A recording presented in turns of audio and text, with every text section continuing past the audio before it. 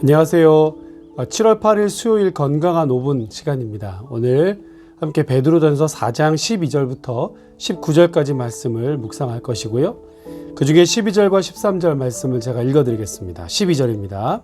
사랑하는 자들아, 너희를 연단하려고 오는 불시험을 이상한 일 당하는 것 같이 이상히 여기지 말고 오히려 너희가 그리스도의 고난에 참여하는 것으로 즐거워하라. 이는 그의 영광을 나타내실 때에 너희로 즐거워하고 기뻐하게 하려 함이라. 아멘.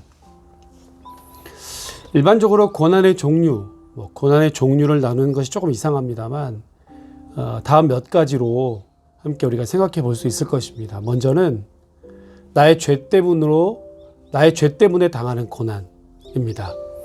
어쩌면 이것은 소위 인과응보, 뿌린 대로 거둔다라고 하는 것이기 때문에요. 사실 누구를 원망하거나 누구 탓할 것도 아니죠. 내가 잘못해서 내가 지금 매를 맞고 고난을 당하고 있다라고 한다면 지극히 당연한 것이죠. 두 번째는 불의하고 죄악된 세상의 여러 가지 구조 때문에 당하는 고난도 있을 수 있습니다. 나는 잘하고 싶지만 나는 별 문제 없지만 어쩔 수 없이 세상의 악한 이 사회 구조 때문에 당하는 거죠.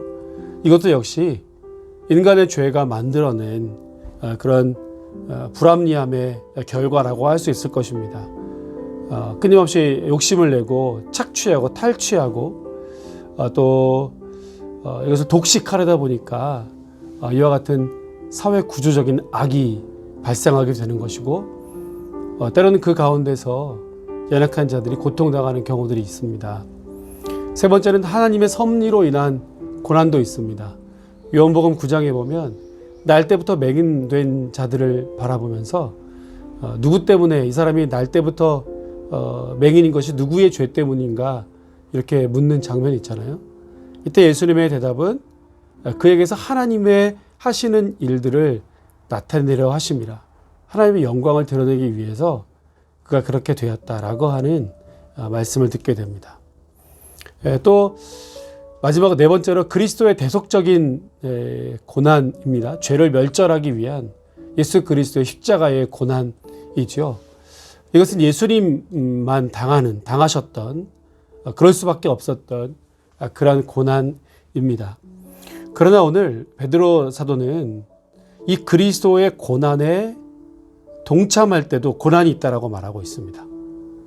오늘 13절에도 그리스도의 고난에 참여하는 것으로 즐거워하라 이랬는데요. 그리스도의 고난과 동참하니까 비슷한 고난이 닥치는 것이고요. 14절에도 그리스도의 이름으로 치욕을 당하는 것, 16절 그리스도인으로 고난당하는 것, 19절에 하나님의 뜻대로 고난을 당하는 것, 이렇게도 말씀해주고 있습니다. 여러분, 하나님의 뜻은 무엇입니까? 예수 그리스도가 십자가에 달리신 이유가 바로 저와 여러분들을 모든 죄인을 구원하시기 위하여서 하나님의 뜻을 성취하시려고 십자가에 달리신 것 아니겠습니까? 비록 아들을 내어주실 때는 하나님도 참 슬픈 일이지만 오히려 많은 사람들이 영혼들을 구원하는 일을 위하여 아들을 십자가에 달리게 하셨을 때 그의 기쁨은 또 말할 수 없이 컸을 것입니다. 자, 그래서 오늘 우리가 만약 이 그리스도의 고난, 그러니까 영혼을 구원하기 위해서 복음과 하나님의 나라를 위한 고난을 당할 때 하나님께서 그렇게 하셨던 것처럼 기뻐하고 즐거워하라 라는 것이고요. 부끄럽게 여기지 말고 오히려 이것을 자랑스럽게 여겨라 라는 것입니다. 또 이것이 성도들에게는 종말론적 심판이 시작되는 사건이기 때문에 오히려 기뻐하고 즐거워할 것을 우리에게 권면해 주고 있습니다. 베드로 시대의 이 성도들이 로마의 극심한 박해 앞에서 또 안팎으로 여러 가지 환난과 어려움을 겪으면서 이와 같은 메시지를 들었을 때 얼마나 위로가 되었겠습니까? 오늘 오히려 예수 그리스도의 십자가의 그 고난, 그것에 우리가 동참하는 것으로 인해서 기뻐하고 즐거워하고 또 하나님께서 얼마나 기뻐하실까 생각하시면서 이 고난을 넉넉히 이기시는 오늘 하루의 삶이 되시기를 주님의 이름으로 축복합니다.